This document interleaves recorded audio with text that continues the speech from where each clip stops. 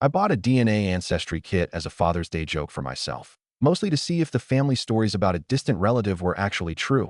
And instead it told me the 15-year-old boy calling me dad downstairs shared 0% of my DNA. My name is Osric, and I want to walk you through exactly how an $11 spit tube unraveled a marriage I thought was completely solid. This story does not slow down. Stay with me. Fast context, because the pace only accelerates from here. My wife Marisol and I had been married 16 years. We had one son, Theodore, 15 years old, and I want to tell you plainly, before anything else, that I had never once, in 15 years, had a single reason to question whether he was biologically mine. I was in the delivery room. I'd watched Marisol's pregnancy unfold in real time, week by week, doctor's appointments I attended personally, an entire 9 months I lived through directly rather than hearing about secondhand. There had never been an affair I knew about, no suspicious gap in the timeline, nothing that would have ever prompted a reasonable person to wonder. I want to explain how I ended up ordering the kit at all, because the mundane, almost accidental nature of it matters to the whole story. My mother had, for years, told a family legend about a great-great-grandfather who was supposedly part of a fairly notable historical lineage, a story I'd always found charming but never took especially seriously. For my birthday that year, my brother-in-law jokingly suggested I finally settle the question with one of the consumer ancestry kits, and I ordered one more or less on a whim, genuinely expecting nothing more interesting than a breakdown of regional ancestry percentages.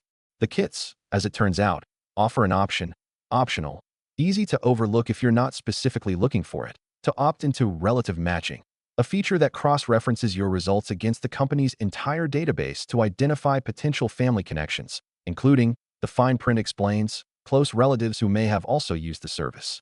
I checked the box without thinking much about it, genuinely more interested in the historical ancestry breakdown than any relative matching function.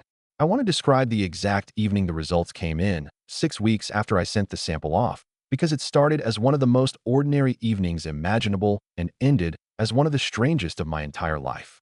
I was in my home office, laptop open, Marisol downstairs making dinner, Theodore upstairs doing homework, the specific, comfortable, ordinary rhythm of a Tuesday evening in a house that had felt, right up until that exact moment, completely stable.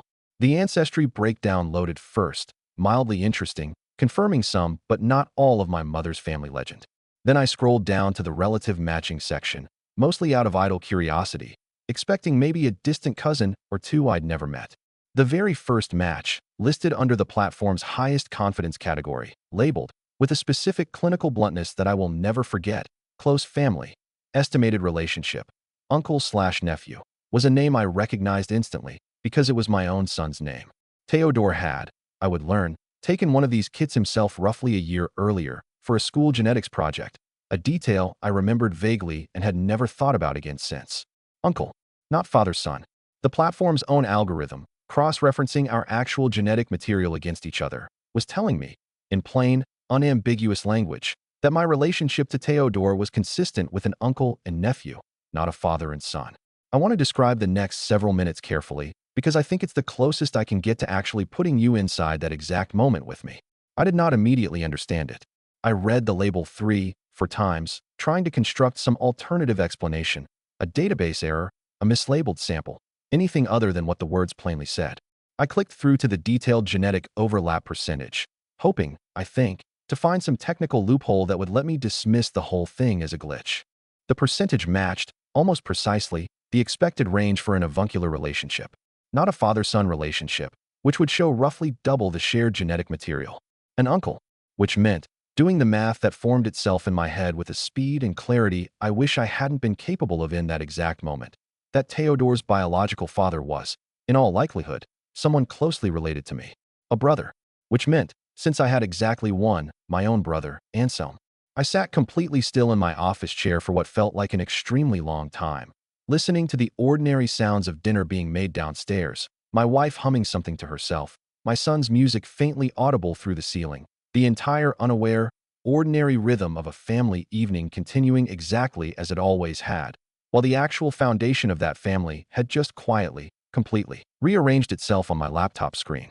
I want to tell you what I did next, because it moved fast, and it did not stop revealing worse and worse things the longer I looked. I did not confront anyone that night. I want to be honest about why. I needed, first, to be completely certain, because the implication, my own brother, someone who had been at every single family gathering for the past 16 years, who I'd trusted completely, who had held Theodore as an infant, who I had, genuinely, considered one of my closest relationships in my entire life, was too enormous to act on without absolute certainty. I ordered a second, independent paternity test the following week, a proper clinical grade 1, not a consumer ancestry kit, using a cheek swab from Theodore that I collected under the pretense of another school project follow-up. A small deception I still feel uneasy about, but that I genuinely didn't know how to avoid at that stage. I sent my own sample alongside his, and I want to tell you that the 10 days I spent waiting for those results were among the longest of my entire life, functioning through ordinary family dinners, ordinary conversations, an ordinary marriage, while privately holding a piece of information I had not yet fully confirmed but already, somewhere in my body, knew to be true. The clinical results confirmed everything the consumer kit had suggested. 0% probability of paternity between myself and Theodore.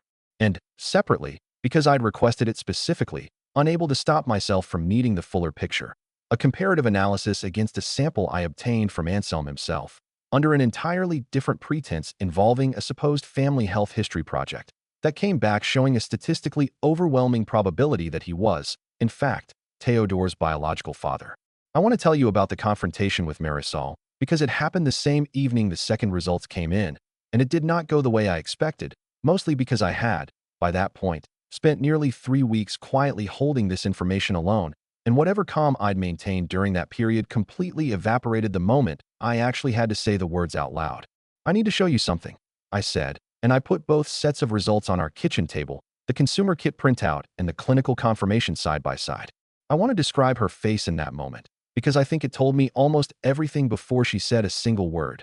Not confusion, not the searching, bewildered look of someone genuinely trying to process unexpected information, but something closer to a specific, dawning recognition.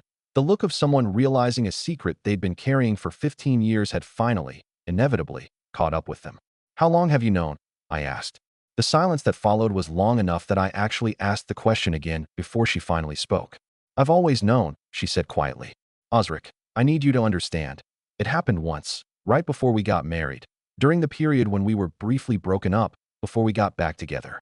I didn't know I was pregnant until after we'd already reconciled, and I convinced myself, at the time, that the timing was close enough that it was probably yours anyway. I told myself that for years. I think some part of me genuinely believed it, or wanted to badly enough that it felt true. I want to be precise about the timeline here, because it matters enormously to how I've processed everything since. Marisol and I had, in fact, briefly separated for about 6 weeks, roughly 18 years ago, before reconciling and, eventually, marrying. She was telling me, essentially, that during that specific 6-week window, she had been involved with my own brother, had gotten pregnant during that period, and had. This is the detail that still, months later, makes something in my chest go cold whenever I let myself think about it directly.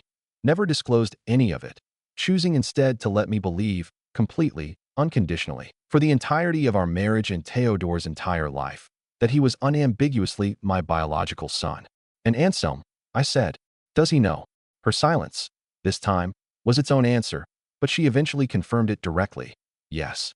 My brother had known, the entire time, that there was a real possibility, one he had apparently, at some point over the following years, come to understand with more certainty than possibility implied. That Theodore was his biological son, and had said nothing, not once, in 15 years, choosing instead to simply continue showing up at family gatherings, holidays, birthdays, watching his own son grow up under my name, my care, my complete, unsuspecting devotion, without ever once disrupting the arrangement that let him maintain a closeness to that child without any of the responsibility or disclosure that the truth would have required. I want to tell you about the conversation with Anselm, because it happened 2 days later, and it was, in some ways, even harder than the one with Marisol, because it involved confronting not just a betrayal, but the specific, decades-long erosion of what I had genuinely believed was one of the most trustworthy relationships in my entire life. He didn't deny it. Once I laid out the results in front of him the same way I had with Marisol, what he offered instead, over a long, difficult conversation, was a version of remorse that felt, to me, thinner and more self-serving than genuine. Repeated emphasis on how he'd struggled with it for years, how he'd wanted to tell me so many times, language that centered his own internal difficulty rather than the actual, ongoing harm of a decade and a half of concealment. Why now, I asked him. Why never, in 15 years, find a moment to actually tell me the truth? His answer, delivered quietly, staring somewhere past my shoulder rather than at my face, was one I've turned over many times since. Because every year that passed made it feel like more of a betrayal to bring up than the year before. It just kept getting harder to imagine a version of telling you that didn't destroy everything. So I kept telling myself next year, until 15 of them had gone by. I want to be completely clear about something, because I think it matters enormously to how I've processed everything since, the same way it mattered in a similar situation I've heard about from others who've lived through something like this.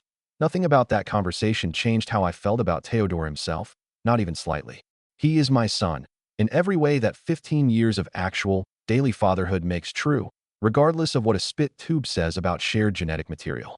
I want that on the record clearly, because I think it's easy, in situations like this, to let the shock of the discovery overshadow the actual, unchanged reality of the relationship itself. What did change, completely and irrevocably, was my understanding of my marriage and my relationship with my own brother, both of which had, I now understood, been built on a shared, sustained silence that had run for the entirety of my son's life. I want to tell you about the months that followed, because they were genuinely among the hardest of my entire life, requiring me to hold several enormous, conflicting things simultaneously. Devastated by the betrayal, unwavering in my love for Theodore, and facing an entire extended family structure, my own brother now revealed as my son's actual biological father. Both of them continuing to exist in close proximity at every future family gathering for the rest of our lives, that I had no existing framework for navigating. I filed for divorce about 4 months after that first evening in my home office. I want to be honest that the decision wasn't solely about the paternity revelation itself. It was about the specific, sustained nature of the concealment. 15 years of a decision Marisol and Anselm had both, independently and together, continued making, year after year, choosing silence over honesty every single time an opportunity to tell me presented itself. I pursued, and eventually secured, the same kind of formal legal recognition of my parental status that exists specifically for situations like mine. A non-biological parent who has functioned as a child's actual father for the entirety of his life. And I want to tell you that the day that paperwork finalized was one of the only unambiguously good days in this entire long, difficult process.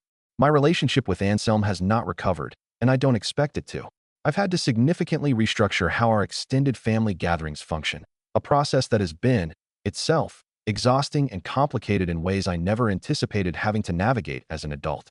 I started therapy almost immediately after that initial conversation with Marisol, faster than I think I would have for almost any other kind of betrayal, because the specific, layered nature of this one, spanning my marriage, my brother, and the entire genetic foundation of my understanding of my own son, left me with a kind of disorientation I genuinely did not have language for on my own.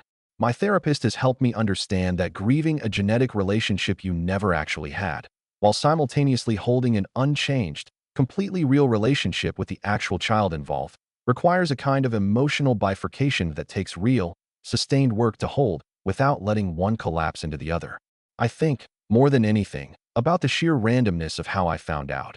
An $11 spit tube, ordered as a half-joking birthday gift to myself. Checking an optional relative matching box I very nearly skipped entirely because I was more interested in historical ancestry percentages than any modern family connections.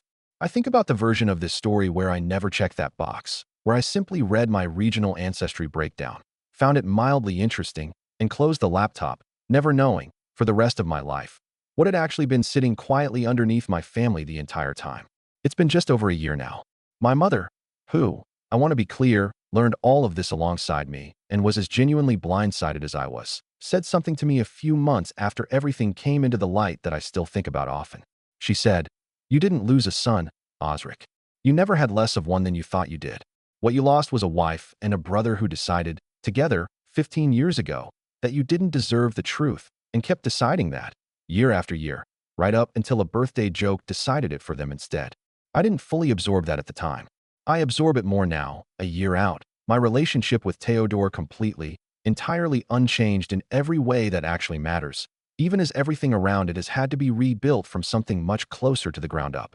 If you've ever had a piece of genetic information surface sideways, through something as mundane and unplanned as a hobby kit or a school project, and completely rearrange your understanding of your own family in the process, I want to hear about it. I think there's something particularly strange about the specific, modern way these truths sometimes surface now, not through confrontation or suspicion, but through consumer technology never designed with this kind of revelation in mind, quietly doing exactly what it was built to do. 15 years. One optional checkbox. That's all it took to learn that a truth I never once thought to question had been sitting quietly underneath my entire family the whole time.